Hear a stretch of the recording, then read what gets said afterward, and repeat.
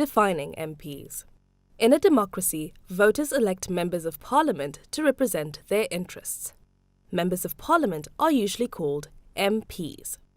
MPs provide a crucial link between government and the people. As MPs are elected representatives, they must be accountable to citizens and they must act in the public interest. This means that they have temporary mandates and are accountable to voters. Voters do not have to re-elect them if they are not good public representatives or if they do not deliver on their promises. Most MPs belong to a political party and also represent their political party in Parliament. However, some MPs do not belong to a political party and are elected as individuals in their own right. These are called independents. As members of Parliament, MPs are primarily responsible for ensuring that the work of Parliament is done. Generally, MPs ensure that Parliament provides a forum for debating important national issues, passing laws, and holding the executive branch of government accountable.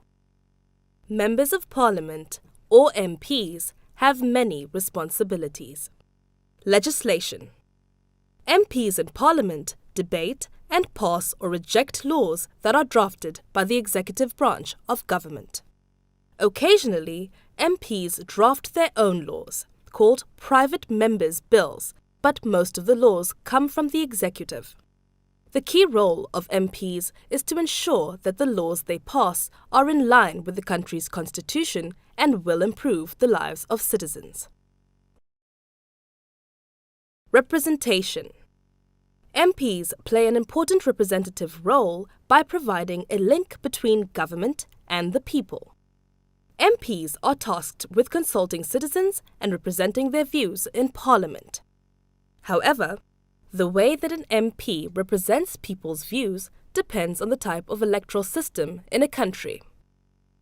In a country like the United Kingdom, with a constituency electoral system, MPs are elected by and represent a clearly defined geographical area like a town or region. It is easier for these MPs to consult and represent their constituency because it is clearly defined.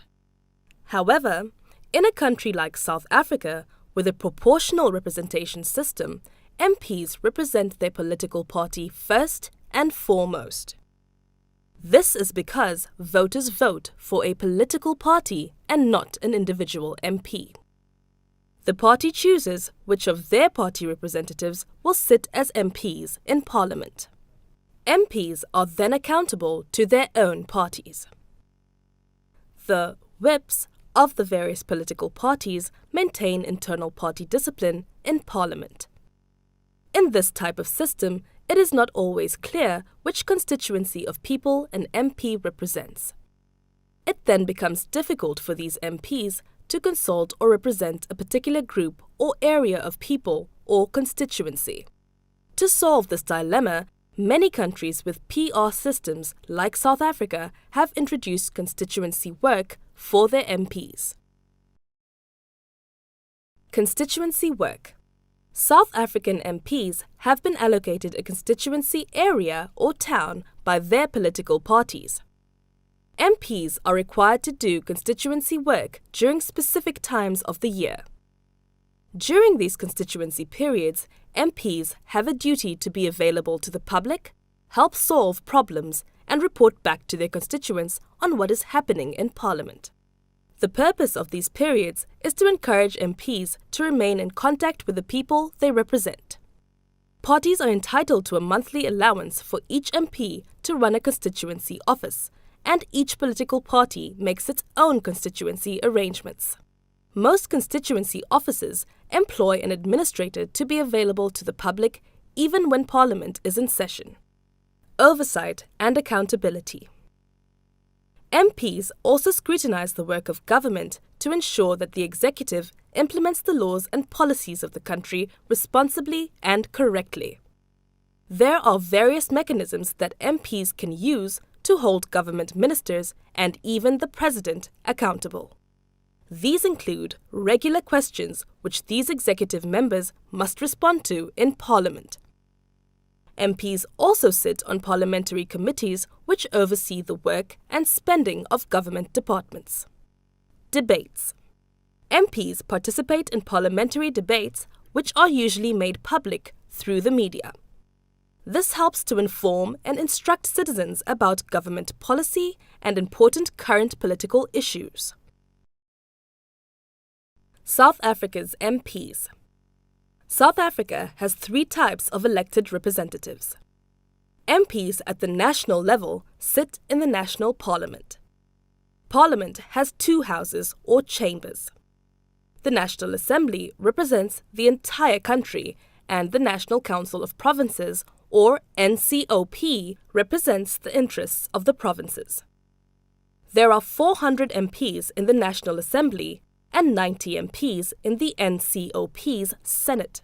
South Africa also has elected representatives that sit in each of the 9 provincial parliaments. These MPs are called Members of the Provincial Legislatures, or MPLs. Their numbers differ across the 9 provincial parliaments depending on the size of the populations in each province. So, Gauteng, with a very large population, will have more MPLs than a province with a much smaller population like the Northern Cape. South Africa also has MPs at the local level of government. These elected representatives are called councillors. There are 2 types of councillors in South Africa: ward councillors and PR councillors. PR councillors are elected through their political party and are accountable primarily to his or her party. The ward councillor is beholden to his or her ward area and is accountable directly to the people living in that area.